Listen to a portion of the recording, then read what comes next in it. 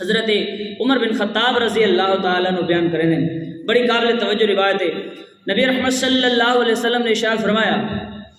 Low income کنتم توکلون علی اللہ حق توکلہ، ارشاد فرمایا کہ اگر تسا اللہ دی ذات تے اون بھروسہ رکھو، اون توکل رکھو جویں حق کا توکل ہے، جویں اللہ دی ذات تے توکل دا حق ہے، جویں اللہ رب العزت دی ذات ہے، جویں اللہ رب العزت دی ذات قادر مطلق ہے، ہر چیز دی مالک ہے، ہر چیز دیون والی اللہ ہے،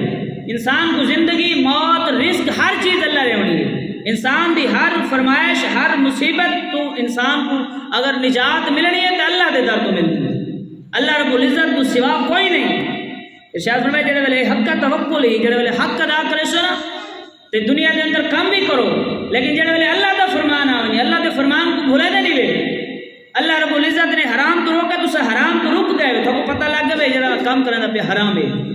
تو تسا ان کو جاری نہیں رکھا کہ میں گرو کیسا تھا میرا رزق باندھے ہوئی سی، بلکہ نہیں، اللہ دی رضا دی خاطر اگر تسا کو ترک کر دیتا ہے اور اللہ دی ذات دے بھروسہ رکھا ہے تو یا رسول اللہ کیا ہی نام سی۔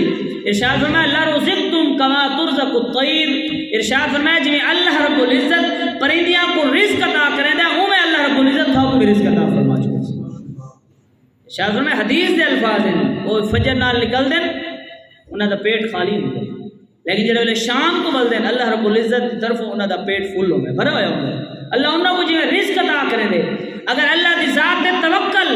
اگر اللہ رب العزت دی ذات تے بھروسہ کر کے تو ہر کم اللہ رب العزت دی رضا دے مطابق کرے سو اللہ رب العزت ہر کام دے اندر آسانی پیدا فرما چکے۔